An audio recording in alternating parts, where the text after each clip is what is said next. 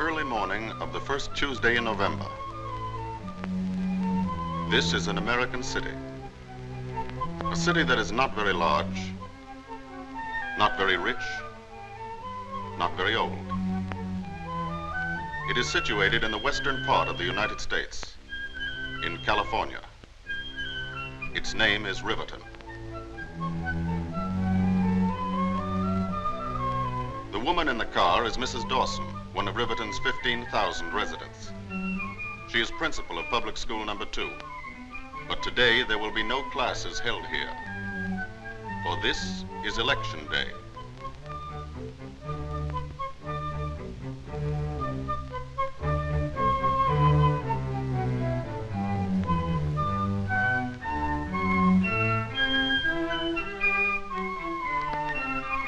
This classroom is one of the 130,000 places the country over in which American citizens are going to cast their votes today. This is the table where the voters' names will be checked. The locked ballot box and the polling booth.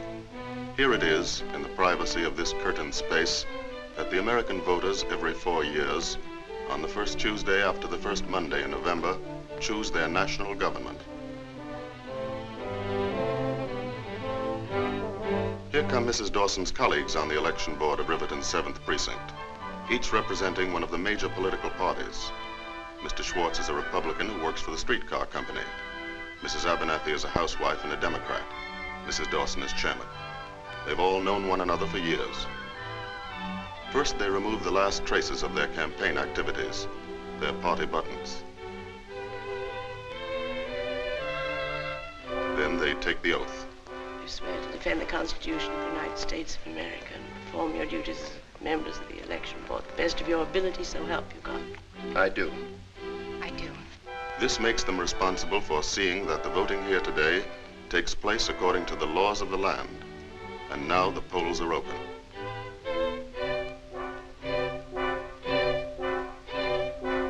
Here comes the first voter. No wonder he's first. He's been up since 4 o'clock delivering milk. Oh, yeah. Good morning, everybody. Top line, you're the very first one. Right on the dot. Always like to vote early. Gives the Republicans a temporary lead. Here's your ballot, Bill. Thanks. Right in there.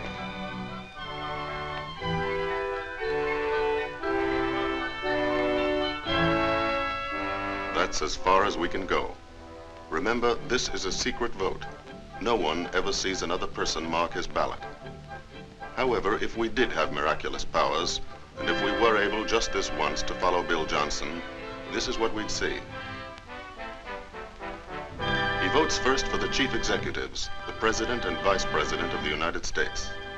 Next, he votes for a senator from his state, then a representative from his district. This man is casting his vote for a government of his own choosing under the Constitution of the United States.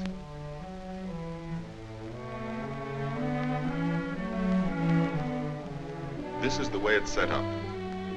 There are 3 branches of the United States government: the executive branch, or president, the legislative branch, or Congress, and the judicial branch, or Supreme Court. The duties of each branch are established in the Constitution. Let's see how they work. The president is the executive head of the nation. He initiates all important policies, such as treaties with other governments and the conduct of national affairs. He is the commander-in-chief of the Army and the Navy, an important consideration in a wartime election. The vice president is the president's legal successor. The president keeps him informed on matters of state and policy. The vice president, by custom, sits as a member of the president's cabinet.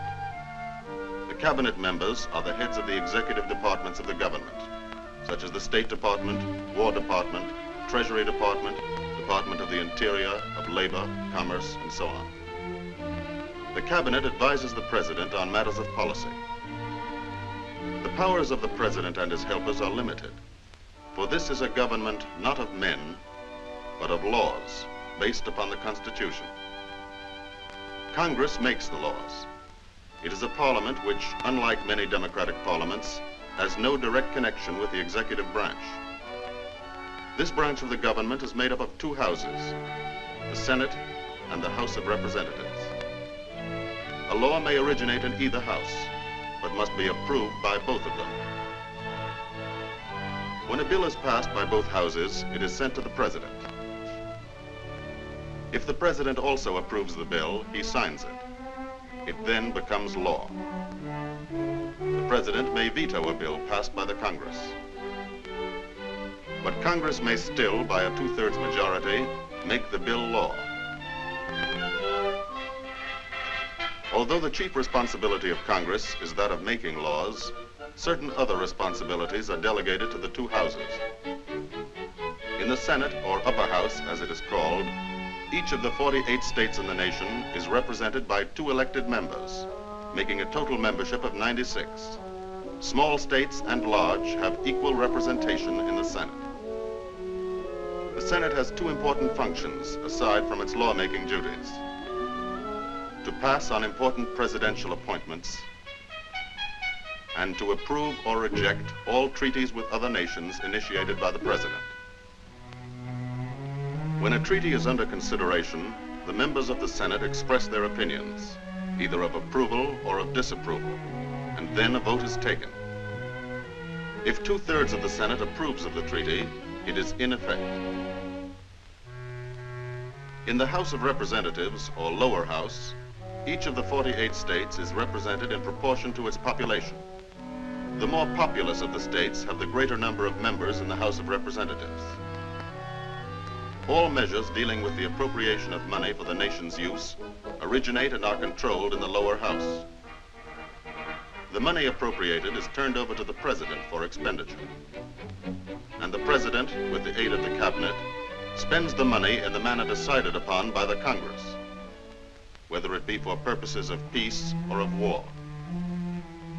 Although the Congress of the United States makes the laws of the land, its powers are also limited by the Constitution. As a check on both executive and legislative branches of the government, there is a third branch, the judicial. The Supreme Court, whose members are appointed for life by the president. The Supreme Court protects the Constitution from violation by congressional laws or executive orders. The 3 branches, executive, legislative, and judicial, each with some power, none with all the power, check and balance each other in the manner intended by the framers of the Constitution, so that the ultimate power rests always in the hands of the voter, Bill Johnson.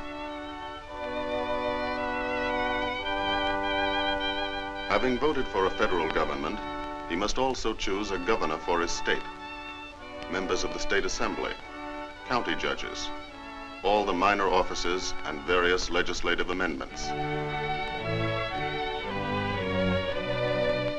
When Bill Johnson is finished, he has elected an entire government from top to bottom.